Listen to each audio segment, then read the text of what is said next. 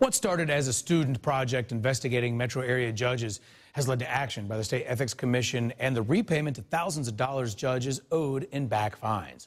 Channel 2 investigative reporter Jody Fleischer shows us how the very judges who order people to pay their hefty fines in courts have a poor record of paying their own.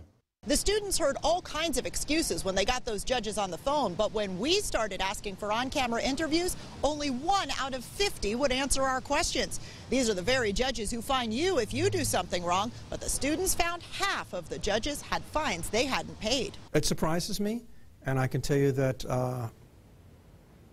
we will look into this. Georgia's ethics director knew his agency wasn't great at keeping track of filings from elected officials or properly fining the ones who didn't file. But he didn't know how much money Georgia was missing out on until he met with students from the Georgia News Lab. Plainly millions of dollars, many millions. The students from 5 universities are training to be investigative reporters and uncovered a pattern among 50 Superior Court judges in 4 counties.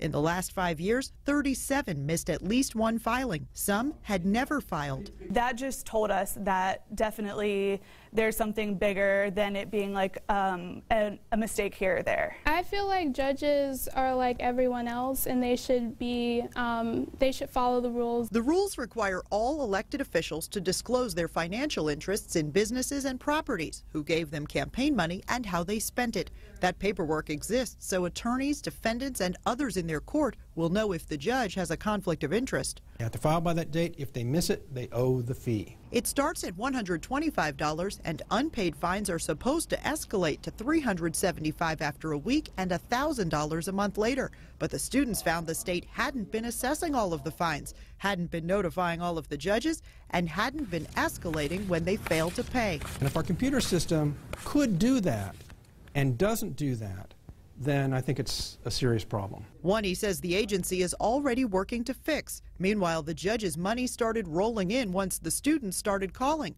$2,600 paid, about $2,100 still owed. I got an email from one of the other judges who apparently the students had talked to. Judge Clarence Seeliger has served on the DeKalb County bench for 35 years. The students only found 1 missing filing.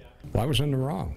Obviously, I should have been more astute about watching these things. He immediately paid the fine when he saw it, but wishes the state would notify officials, especially when they've missed deadlines and owe money. He couldn't believe how many of his colleagues were repeat offenders. I'm just dumbfounded.